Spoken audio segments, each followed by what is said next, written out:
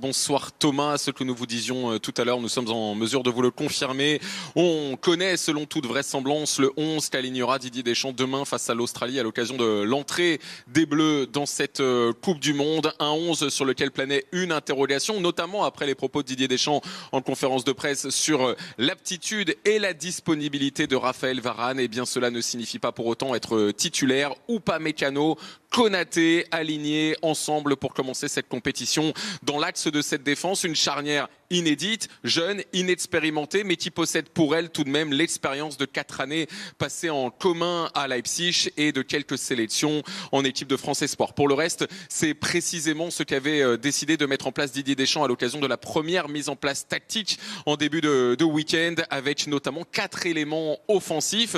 Un certain déséquilibre que le sélectionneur national va assumer avec Griezmann en électron libre, derrière un trio offensif composé de Dembélé à droite, Mbappé à gauche et Giroud en pointe. Luis Fernandez, êtes-vous séduit par cette composition d'équipe? On va dire qu'elle est assez offensive.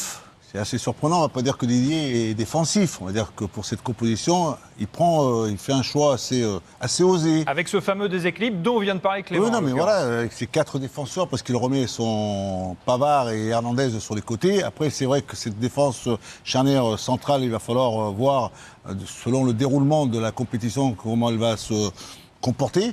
Milieu de terrain, moi je suis content de voir Tchouaméni. Bon, je te dis pas, j'aurais peut-être fait différent, mais ça me plaît parce que c'est assez offensif.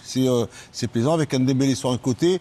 J'attends avec impatience de voir Mbappé à gauche, Giroud en pointe, ça me convient, et Griezmann, le 4-2-3-1 de Didier Deschamps. La défense, précisément, cette inexpérience, en effet, de cette charnière, Margot. Mais Clément le disait, ils se connaissent bien, les deux joueurs. Elle n'a pas d'expérience en équipe de France. 2 sélections seulement pour Konaté, 7 pour Upamecano, aucune Coupe du Monde, aucun Euro. Mais en revanche, effectivement, ils ont été 4 ans ensemble dans le même club. Du côté de Leipzig, ils ont joué 52 matchs ensemble, si on compte également les espoirs. Donc ça fait quand même beaucoup d'automatisme.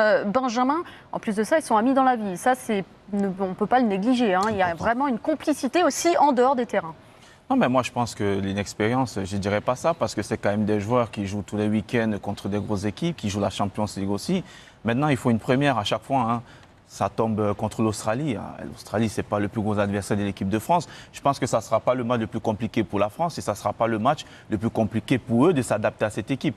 Maintenant, je crois que Didier Deschamps a pris une sage décision de ne pas faire jouer Varane, parce que c'était un risque. Si Varane y jouait demain et que derrière, sa blessure s'aggrave, on le perd pour toute la compétition. Maintenant, il faut faire confiance à ces joueurs-là. Comme je le disais hier, on n'est pas dans le secret du vestiaire. Je pense que si Didier Deschamps décide de les aligner, c'est qu'il a complètement confiance en eux. Maintenant, on attend demain de voir sur le terrain.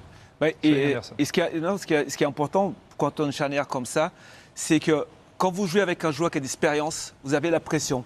Parce que vous avez à côté d'un joueur qui a d'expérience, vous voulez montrer pour ne pas décevoir. Là, ils sont amis, ils ont joué ensemble, ils font la même compétition au début ensemble. C'est-à-dire qu'ils ont la première Coupe du Monde, ils vont être soudés, ils vont être ensemble pour pouvoir faire des erreurs.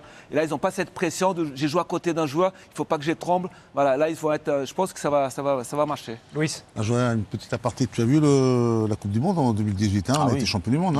Tu as vu le premier match. C'était ses adversaires. Oui. Tu sais qu'il faut quand même se souvenir que dans ce match-là, Didier avait pris une option assez offensive en intégrant le Dembélé avec Mbappé, Griezmann, une équipe assez... voilà. Puis finalement, il a dû se rétracter, il a dû revoir ses plans, il a dû changer. Et c'est pour ça que là, quand je la vois aussi offensif, aussi belle, parce que c'est vrai qu'il faut y aller avec des ambitions, on a les éléments pour pouvoir le faire.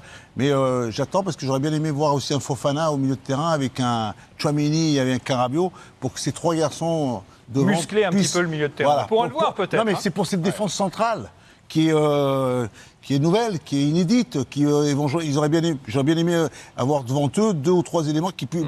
parce que les Fofana, les Tchouaméni et Rabiot, ça aussi, c'est des garçons qui vont de l'avant et qui savent aussi se projeter. Ils sont en capacité. Oui, mais moi, je pense que, vu le nombre de joueurs offensifs qu'a l'équipe de France, je crois que ces 2 joueurs-là ne vont pas se projeter dans ce match-là parce qu'on n'aura pas forcément besoin de devant. Vous avez quand même 4 joueurs à vocation offensive. Et puis, pour revenir à ce qu'il disait lui, au niveau de l'équipe, moi, je sais que Griezmann est capable de le faire parce qu'il le fait déjà à l'Atlético. C'est celui-là, on sait qu'Mbappé sur son côté gauche, il est capable de défendre. Peut-être Mbappé sur son côté gauche, il ne descendra pas beaucoup, mais Griezmann, il va le faire. Moi, je ne m'inquiète pas de ce côté-là. Maintenant, par rapport, on voit bien les 4 derrière, c'est des défenseurs. Des vrais défenseurs. C'est des vrais défenseurs. Oui, oui. Donc ils ne vont pas énormément participer offensivement. C'est pour ça que devant, Didier